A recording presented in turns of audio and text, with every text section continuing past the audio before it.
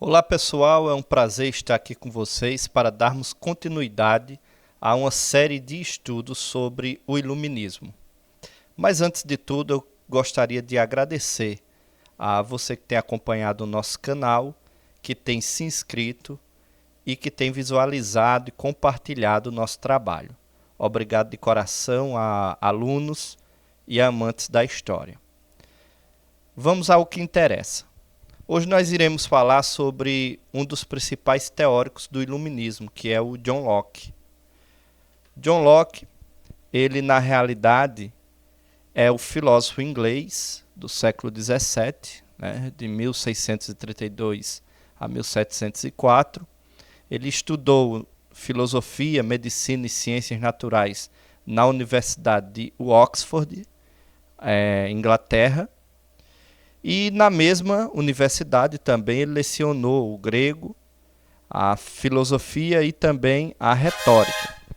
Então, olha só, o John Locke, ou Locke, né, para abreviar, ele é considerado um dos líderes das doutrinas do empirismo e liberalismo. E por que nós temos que entender um pouco sobre isso para nós continuarmos as aulas sobre o iluminismo? Porque nós iremos ver que Locke ele viveu em um período histórico de grandes guerras civis na Inglaterra. Civis, religiosas e políticas. Então nós iremos ver que o que revolucionou realmente o sistema político do absolutismo foi esses pensadores, esses ícones, como Locke, Rousseau, né, Voltaire, Montesquieu e outros. Então nós vemos que ele é defensor do empirismo e liberalismo. Vamos ver um pouco dessas duas correntes teóricas, né, ou doutrinas.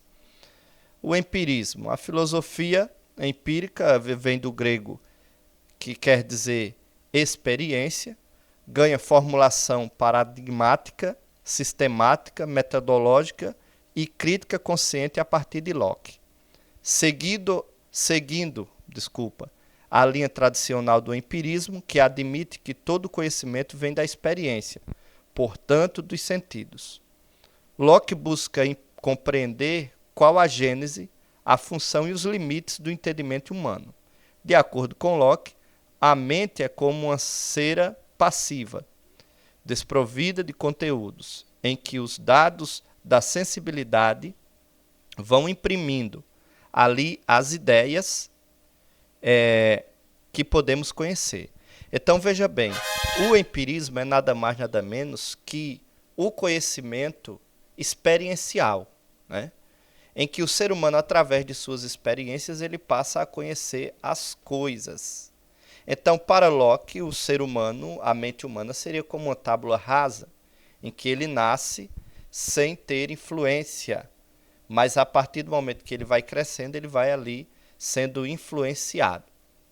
Então, vamos ver o que significa, em tese, o liberalismo. Segundo Norberto Bobbio, podemos compreender que o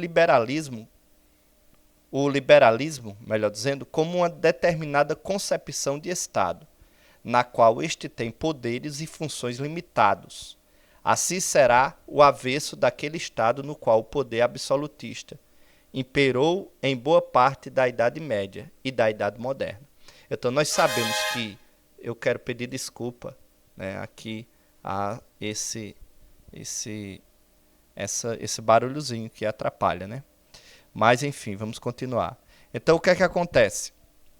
Nós sabemos que no antigo regime, o Estado absolutista, as pessoas não tinham liberdade, né? Então, a palavra liberdade, ela não tinha vez no absolutismo. E o sentido dessa palavra, muito menos, né? A partir daí, Locke ele vem defender a liberdade do ser humano. Depois nós iremos ver mais pontualmente quais liberdades Locke defendia, né? E nós iremos ver também que Locke ele inaugurou, né? Ele foi um dos inaugurado por Locke, foi um dos pontos mais destacados do iluminismo do século XVIII. O questionamento do direito divino dos reis, olha só, o questionamento do direito divino dos reis e a defesa de sistemas representativos como forma de governo foram lançados por Locke no final do século XVII e extensivamente abraçado pela maioria dos pensadores iluministas que se seguiram. Então, olha só, duas coisas aqui. Ele criticava o direito divino dos reis, que era quando o rei, né, dizia ter poderes divinos, que Deus teria elegido ele para aquilo, e com isso aí também entrava a questão da igreja, como vimos na primeira aula, que defendia essa ideia, né, em que se o rei era escolhido de Deus, portanto ninguém poderia questionar a Deus, então ninguém poderia questionar o rei, né, e quem se levantasse contra ele seria digno de morte. Então, o que é que acontece? A outra coisa que é deixado bem claro, né, é a questão do sistema de representatividade. Ou seja, isso fala o quê? Do sistema representativo quando entra a questão do voto, né, onde ali o grupo, pessoas vão eleger uma só pessoa para o representar em determinado sistema político. Então, Locke ele é um dos primeiros filósofos a defender essa tese, né? Ele defendia a tese dos pensamentos, ou melhor dizendo, dos direitos individuais, né? E aqui está as ideias fundamentais de Locke, que ele defendia o estado de natureza, e baseado nesse estado de natureza que Locke ele elaborou, né? Que ele pensou sobre isso, ele também elabora aí a questão dessa frase que ficou bem conhecida. Todo ser humano tem direitos inalienáveis: a vida, a liberdade e as posses. Então, esse seria o estado de natureza do homem segundo a teoria de Locke. Todo ser humano tem direitos inalienáveis: a vida, a liberdade e as posses, ou a propriedade privada, né? Essa palavra pode ser entendida dessas duas formas. Então, vamos parar e meditar um pouco nessa frase, né? Olha só, você vai ver, quando ele diz assim, todo ser humano tem direitos inalienáveis. Ou seja, é natural, isso era o que Locke defendia, o ser humano ele não pode se eximir de seus direitos. A quê? A vida. Ou seja, a vida para Locke seria algo superior, seria algo, porque Locke também nós temos essa característica que ele defendia os direitos naturais, mas também em contrapartida ele acreditava em Deus, ele tinha o pensamento não religioso da época, mas ele acreditava, né, que existia um Criador, e para ele a vida era inalienável, era um direito soberano, superior, que ninguém, nenhum homem, poderia tirar, né? Enquanto isso, em contrapartida a isso, existia o quê? Um sistema absolutista, um sistema que escravizava e que punia até a pena de morte aqueles que questionavam o direito divino dos reis, né? Então vamos lá. A vida é um direito inalienável ao ser humano.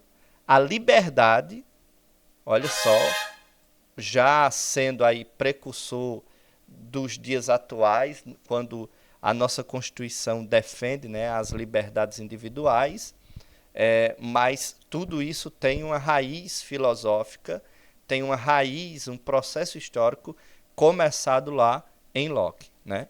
Então, a liberdade e as posses, ou seja, o direito de propriedade privada. O indivíduo, ele tem direito a ter as coisas segundo o trabalho das suas mãos, segundo o seu trabalho, né? Então, olha só. Então, parece essa frase hoje ser um pouco antiquada, parece essa frase hoje ser um pouco, é uma frase simples, Mas não é simples no século XVIII, em uma sociedade que estava fadada ao absolutismo na Inglaterra, onde o pensamento, somente o pensamento religioso imperava, né?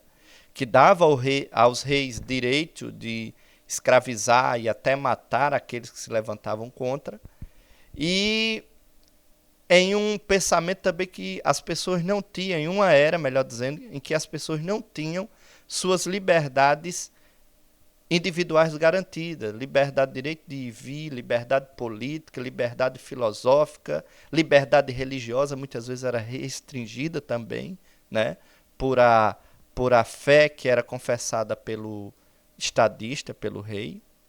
Então, olha só, foi a partir daí que a nossa Constituição ela é construída, né? Nós sabemos que o movimento iluminista ele cooperou com a independência dos Estados Unidos e, posteriormente, os Estados Unidos aderindo a um sistema republicano que defende as ideias de liberdade, igualdade e fraternidade.